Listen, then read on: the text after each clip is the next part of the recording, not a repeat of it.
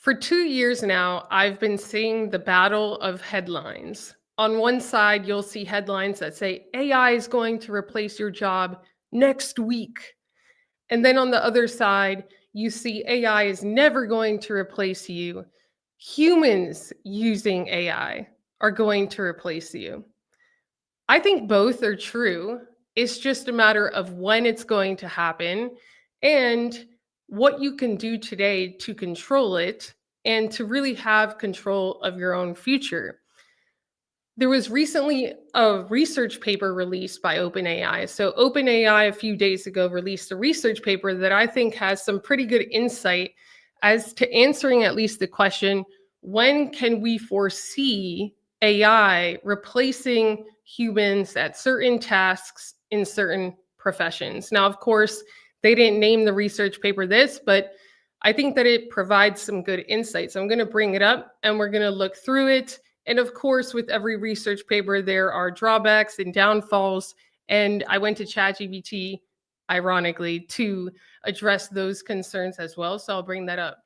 I think this is critical for you to at least be aware of if you are a business owner, because it shows some insight as to in what industries for what tasks are they probably going to have AI models that can do workflows and tasks and automate things and reduce labor costs, so to speak, uh, first. And then if you are a professional, you need to upskill and you need to really future proof your career. You can see, okay, what is coming? And if that's going to be average performance, what can I do to just become part of the top 10%? And I have that answer as well. So whether you're a business owner or professional, I still think it's really important for you to be aware of these things. All right, so let me bring up the paper. Now you could find any of their research on their website, which is just openai.com. Hold on here.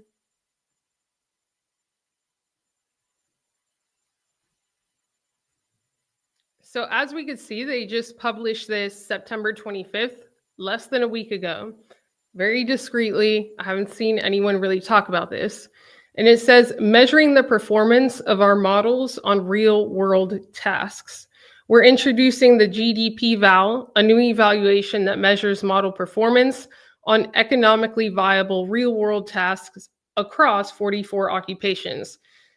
Because at the end of the day, when it comes to business and when it comes to enterprise and when it comes to implementing these things, a lot of the big corporate companies and small business owners, they like the idea of AI, but until they see tangible, real results and successful implementations that move the needle on the bottom line, the revenue, the profit of their business, they're probably not going to be that interested unless they're extreme early adopters. So it says here, our mission is to ensure that artificial general intelligence benefits all humanity. We'll take your word for it. It's okay. You only have humanity's future in your hands. As part of our mission, we want to transparently communicate progress on how AI models can help people in the real world. That's why we're introducing GDP-Val, a new evaluation designed to help us track how well our models and others perform on economically viable real-world tasks. We call this evaluation GDP because we started with the concept of gross domestic product. And again, they're probably not going to get the attention of a lot of the big corporate decision makers, the enterprise decision makers, unless they are like, we can increase your revenue and profits and make a huge difference on the GDP of this country. So people often speculate about AI's broader impact on society, but the clearest way to understand is through money. But the clearest way to understand its potential is by looking at what models are capable of doing. History shows that major technologies from the internet to smartphones took more than a decade to go from invention to widespread adoption. Evaluations like GDP-Val help ground conversations about future AI improvements in evidence rather than guesswork, and can help us track model improvement over time. Previous AI evaluations, like challenging academic tests and competitive coding, have been essential in pushing the boundaries, but they often fall short of the kind of tasks that many people handle in their everyday work. And I think that that's also probably why they're doing this, is because even though it can do it perhaps in a coding environment, when it gets to how humans have to perform things or co-work with these models, it may not be performing how they would like or progressing how they would like. We never know. To bridge this gap, we've been developing evaluations that measure increasingly realistic and economically relevant capabilities. This paper just screams, it's signaling we are working on ways to make businesses more money. This progression has moved from classic academic benchmarks like MMLU exam style questions to more applied evaluations. Okay, so we get the point. They're moving from very academic, very, protocol, standardized testing, evaluations to more real world stuff. So the point is, the next step is progression, and it's going to measure based on how well it does in the real world. So how did they figure this out? Which is a great question. So the first version of this evaluation spans 44 occupations. So they chose the top 9 industries contributing to the US GDP. And then they chose 44 occupations within, the top 9 industries. The GDP eval full set includes 1,320 specialized tasks. And I'm going to show you the charts and stuff that show examples of the task.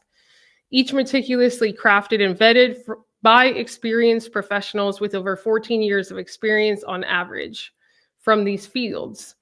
This is interesting to me because just because somebody has experience doesn't mean that they're the top 10% at what they do in the field.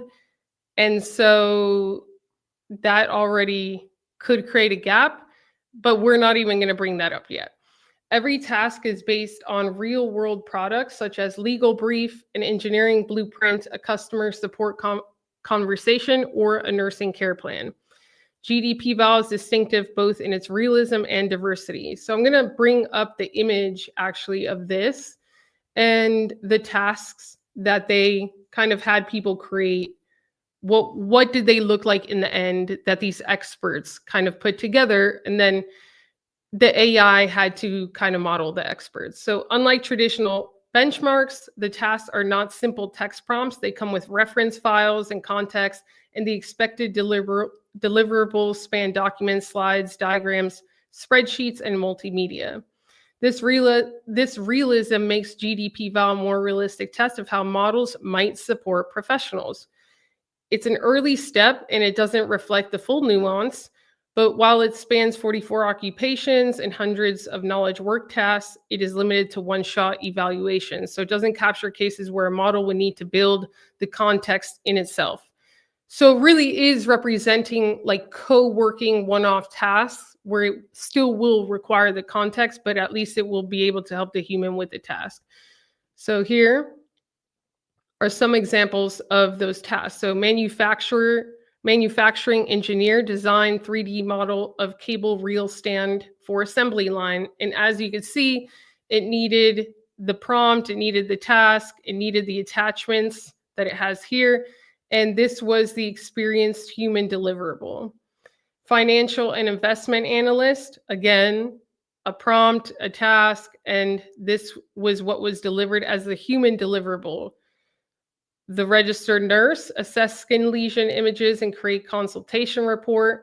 So within the prompt and within all of the attachments that you see some of the attachments are audio, video, Word documents, Excel spreadsheets, whatever.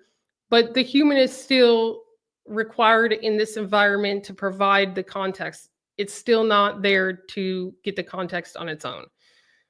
So how we chose occupations, the initial 9 industries were chosen based on the contributing over 5% of the US GDP. Then we selected the 5 occupations within each industry that contribute most to total wages and compensation and are predominantly knowledge work occupations using wage and employment data from the May 2024 US Bureau of Labor Statistics. Here we could see what those 44 occupations were. So this is what the test was based on. One of the industries is real estate and rental and leasing, government, And then within government, recreation workers, compliance officers, administrative services, child, family, and school social workers, first line supervisors of police and detectives, manufacturing. This is interesting to me. Engineers, industrial engineers, buyers, and purchasing agents, shipping, receiving, and inventory clerks, and first line supervisors. So as you see within the engineering, it's not really, it is the knowledge workers. Professional, scientific, and technical services like software developers, lawyers, accountants, computer managers, project management specialists, healthcare, finance, retail, and within retail, it's pharmacists, first line supervisors of retail sales workers, general and operations managers, and this is interesting, private detectives and investigators. Okay. How is that retail? Okay. Maybe I'm completely oblivious to that. Wholesale trade. This is interesting. So a lot of sales reps, a lot of wholesale sales reps, first line supervisors, order clerks, sales managers, and information. So this is audio and video technicians, producers, directors, reporters, journalists, news analysts, editors. What's interesting is that they didn't do any writers. That's very interesting to me. But those were the occupations. These were the examples of the tasks, full set, and an example of what an actual expert, human expert, would come up with. And this is what I think is really interesting. So we'll get to the good stuff. Okay, so this is what I think is most interesting in this paper. And I'll have the links to the OpenAI website and where you link out to the official paper, which is what I'm showing now, in the link of this video, in the comments of the video. Or you could just personal message me on LinkedIn. But as you can see here, these are all of the occupations that it did the testing in. And when we zoom in, we could see how well each of these models did in the tasks, in performing the tasks in the test, and how they compared to other occupations. So as we could see for counter and rental clerks, for example, Claude did a really good job. And just on average, the AI models are able to perform the task better for this occupation, whatever that task was, than in leasing concierges. So I actually had ChatGPT do a list of the top 10 where the AIs performed on average the most. And I had to break down what those top 10 were and really why some of these top 10 were even on the list, because some of them are actually surprising. Why I'm showing you this and bringing this up is because I think it's a good indicator as to a good first signal as to potentially what occupations will be automated by AI or will be in danger in terms of people losing their jobs if you're a professional in this occupation first or soonest. So if you are a counter and rental clerk, I'm sorry. But, and I think what's really interesting is that some are just so low in general. Like look at industrial engineers and mechanical engineers. I mean, a lot of people should probably start studying that. I think the knowledge is probably very complex. The implementation in the real world, accountants and auditors, this is so surprising to me that it was not able to do the tasks of an accountant or an auditor at the level of some of these other ones that it did very well. And what's also interesting to me is that in a lot of these tests, Claude actually outperformed all of the other models listed, which I think is very interesting. And in some of the tests, like in the counter and rental clerk example, the GPT-5 is the highest, but then after that, it's Gemini. So a lot of the other models, even within ChatGPT, like O4, O3, GPT-4o, I know these names are terrible. They just have to give it simpler names. But all of the older models did not perform as best as the GPT-5 High. Now, is that the GPT-5 regular? Was it at the advanced level? Was it the logical reasoning? Let me see, actually. So GPT-5 has auto, instant, and thinking. I don't know if the thinking one is the high version. I'll look at that. But I think what's interesting is that Claude in the real world seems to be outdoing a lot of the other models.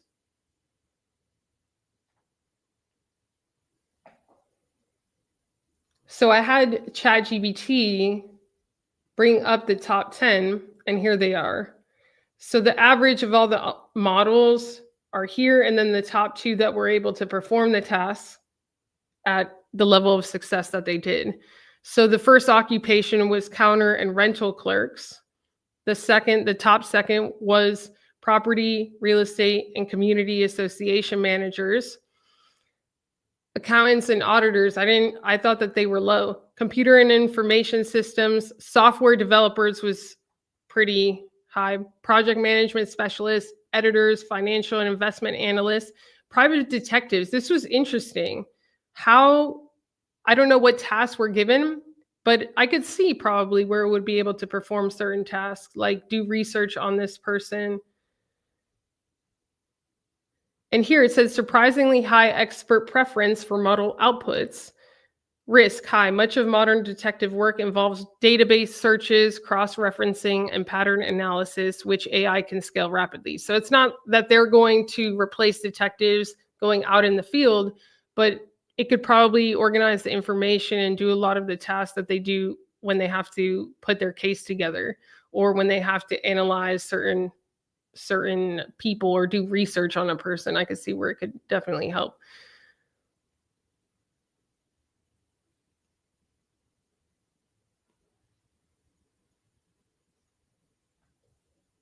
This is interesting. And then down here it says there is a caveat. So the model win rate by deliverable file extension. So it did better with certain files versus other files. Pure text. This was really actually interesting to me that the pure text did not so good, I guess because maybe it had less context. So it does require that context.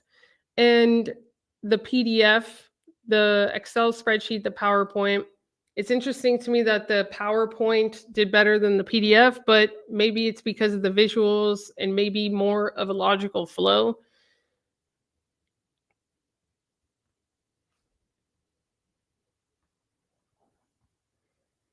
And then this is what's most interesting down here.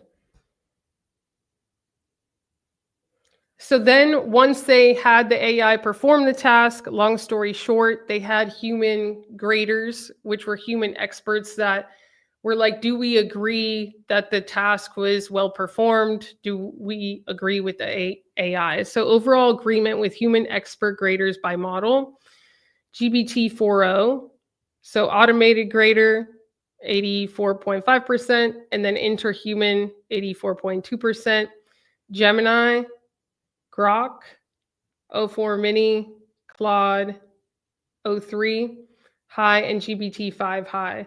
So what's really interesting to me is that even though on the other graph it showed that, Claude or GPT-5 had on average the highest, vertical bar graphs, in this one, when the human got involved and whether they agreed with what the model did, it was actually GPT-4o.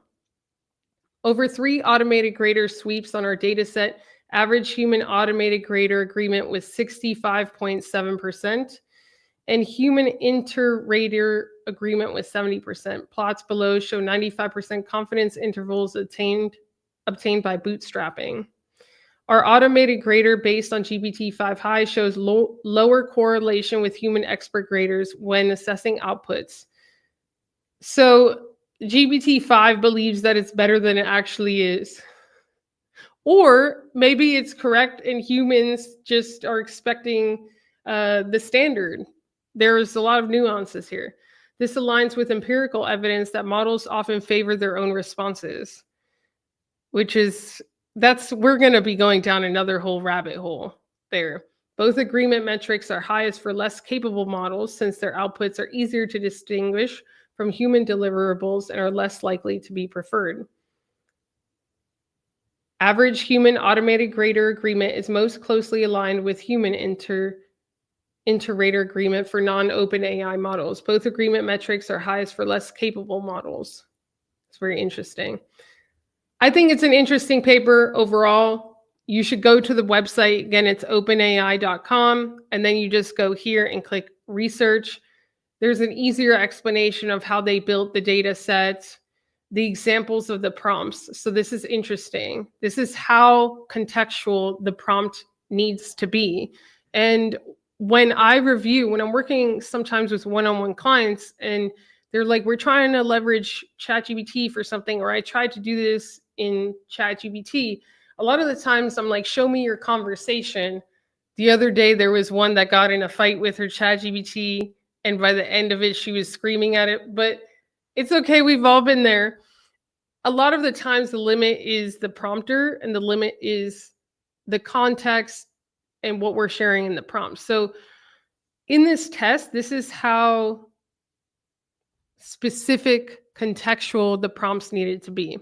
This is June 2025, and you are a manufacturing engineer in an automobile assembly line. The product is a cable spooling truck for underground mining operations. You are reviewing the final testing step.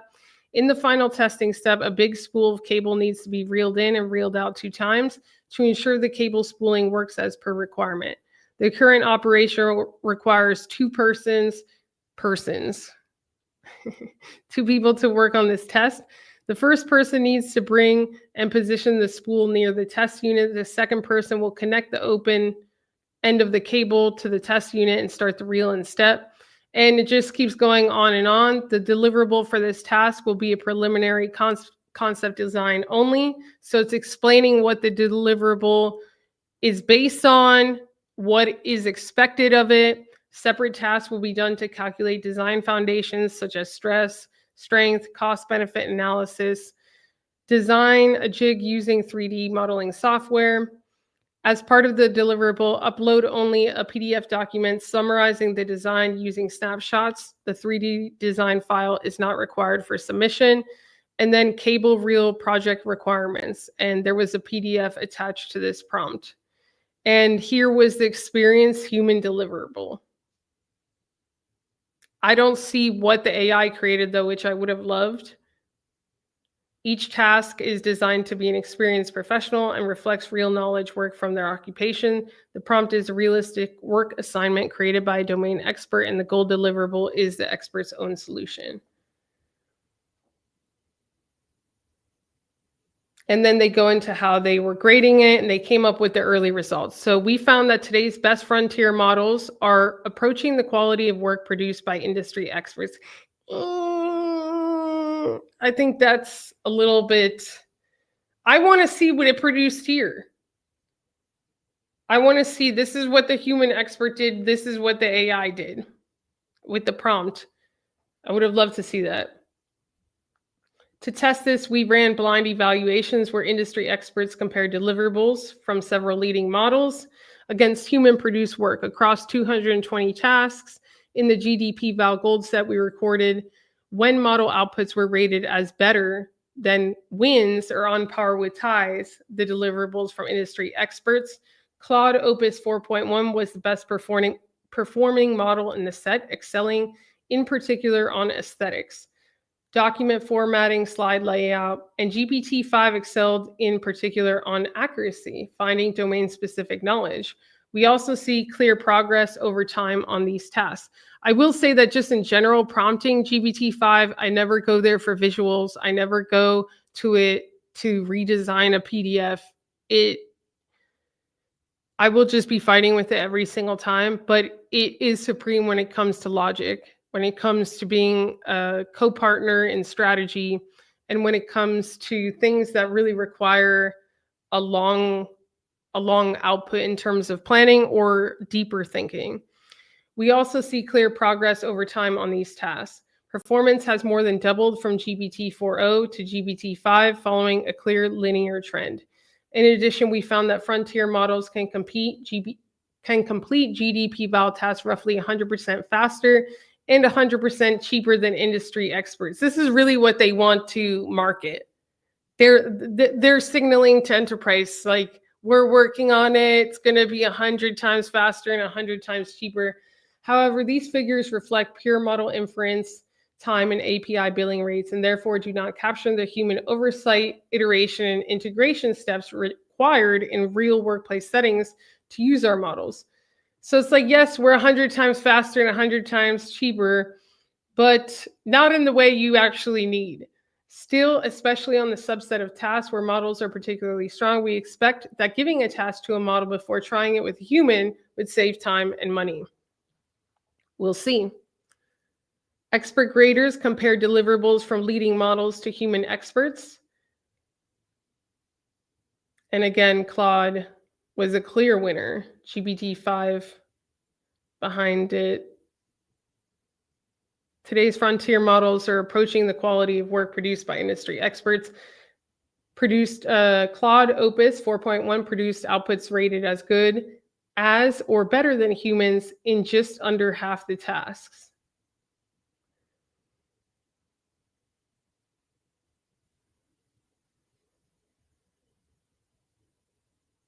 So here's what they say the future of work and AI will be. As AI becomes more capable, it will cause changes in the job market. So before, in interviews, it was like, hey, is ChatGPT and AI, do you think it's going to take jobs? And it's like, well, I don't know. Now it's like, it will cause imminent changes in the job market.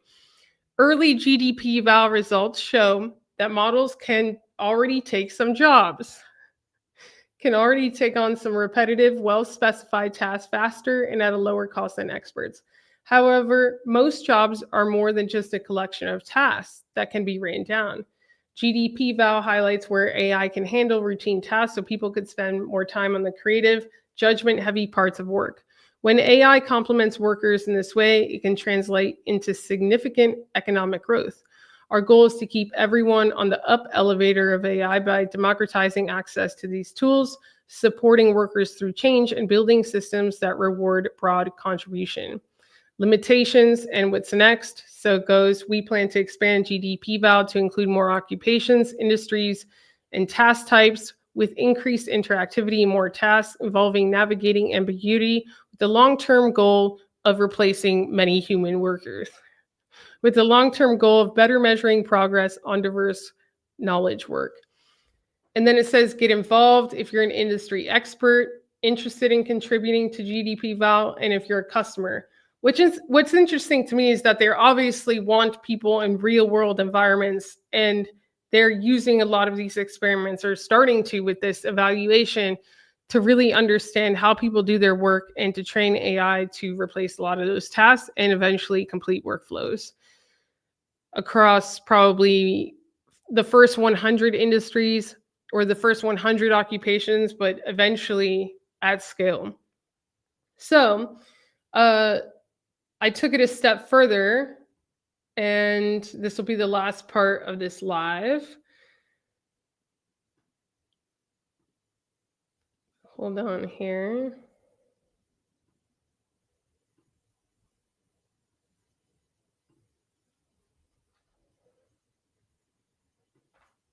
One second.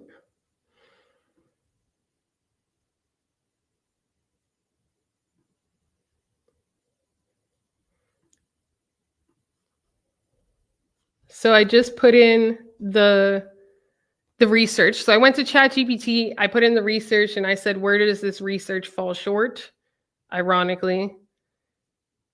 And it says one-shot tasks. So it misses the complete workflows, which they say in the paper Tasks are well defined. Reality rarely is. That's true. Narrow occupation and task coverage, they cover this. Grading may favor polish over strategic insights. So they're looking at, is the task completed versus perhaps is the task that we need to be doing. These qualities are hard to score. Economic impact assumptions are simplistic. The benchmark risk, overlifting, overfitting, and gaming. Once GDP val becomes a public benchmark, models may optimize for the test to perform better on the test. And that's been proven.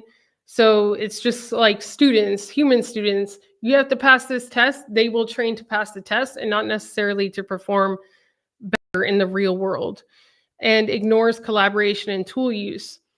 So it did this table, and then I said, what does testing like this mean for professionals? They clearly state it will change the job market. And it says it's a clear signal. Routine knowledge work will be automated first. And then judgment, creativity, ambiguity, navigation becomes core skills. So AI becomes a first pass worker. And they kind of said that. They're like, it's going to be a lot cheaper to first see if an AI can do a task and then pass it to a human. And it says entry-level roles are the most vulnerable. Professionals will compete globally, not just locally, and early adopters will gain massive leverage.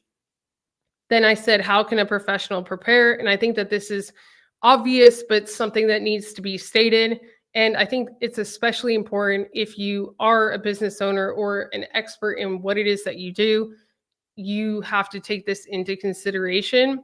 It is not the time for complacency. It's the time to really take this seriously. So number one, master your craft beyond the obvious tasks. Become a master at whatever it is that you do. And if you are a master, then make sure that you stay on top and make sure that you start to learn some of this stuff and be an early adopter so that you could focus on the highest value tasks in your business and do less of whatever it is can be replaced. Number two, treat AI as your junior team member, not your replacement. So start giving AI the first drafts of tasks that you already do. Learn how to prompt really well. I'm going to do a whole class on that because people really do need to learn how to prompt AI better, even if you're just going to ChatGPT. 9.9 out of 10 of the conversations that I review, people need to prompt better. Number three, accelerate your learning curve. So take initiative to learn the adjacent skills that help you operate 1 or 2 levels up. So really ask yourself, what are 3 skills that would make me, or even 1 skill, what are the 3 skills that I have that are going to be the most valuable in the next 5 years? And 80 to 90% of your time should be really going towards mastering those skills and offloading the other skills. Number 4, build your irreplaceable advantage, relationships and trust. GDP val tests output, not relationships, but in the real world, people hire people they trust. They rely on advisors. They do business and pay people that they know, like, and trust. So really, I said this in a recent LinkedIn post, have your SEAL team, so to speak, in a text group, or just have a SEAL team where you have one-on-one conversations and you just share knowledge with them, touch base with them every single week. Think to yourself, if I had to be dropped in the forest, or if I had to build a Navy SEAL team with 4 other people in a landscape where uncertainty was their only certainty, like the next 5 years with AI, who would I want my team? You want to build relationships with those people because those type of people will navigate uncertainty and are probably the most adaptable, resilient people that you know. Number 5, get fluent in AI tools. Please reserve 1 to 3 hours a week to just use AI tools. If you don't make that time, you will pay for it later and you will regret it. You don't have to build the models, but you need to know what tools are out there and start to use them and see which ones you prefer and see what prompts and tasks could be applied to your business, which ones give you frustration. You won't know unless you really start to dive in. Number 6, build a personal brand. Okay. Around your unique thinking, I could help you with that. We're starting with a 30-day LinkedIn video challenge tomorrow. I will also put the link in the description for that. The live training tomorrow morning is going to be at 10 a.m.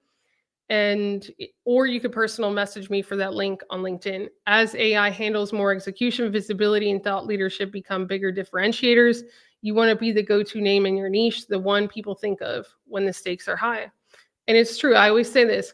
When I think of you, I should think of your market. When I think of your market, I should think of you. And if that association doesn't happen, when I think of the problem you solve, I should think of you. When I think of certain values, I should think of you. That association that doesn't happen, you haven't been in my face enough, and you haven't showed me that you even have that association. And one of the easiest places to take reign is LinkedIn, because your competitors probably are not posting the way that they should be. They're probably not posting video. They're probably not going live, and it's yours for the taking. Number 7, future proof by becoming exceptionally adaptable. So stay curious, embrace new tools, experiment publicly, and not getting emotionally attached to the old way of doing things. And really, I would say, like, dream bigger. Understand that the way that you do work will change. Understand that the only certainty is uncertainty. The only thing that is for certain is that things are going to change, and that people are going to need leaders to look up to during that change. And if you want to become one of those leaders, it's time to buckle down, get serious, and to get visible so people know that you exist and know that you're there when they need help. And that's the live for you today. I think that it's interesting. I'll put the links in the description, and become a master now, because if and when you do, and if you're already a master, then just double down on the top skills, the top 1 to 3 skills, the top relationships that are going to secure things for you. Get visible so that you can help others when they don't know what to do next, and leave that type of legacy, even if you're at the top of the top. But one thing is for certain, and I'll just end with this, that, if you're on a boat in the middle of the ocean and everyone gets thrown in the water, people are always going to turn to the strongest swimmer. You want to be the strongest swimmer that people turn to, and you can prepare now and position yourself now. So I will see you next time. Ciao.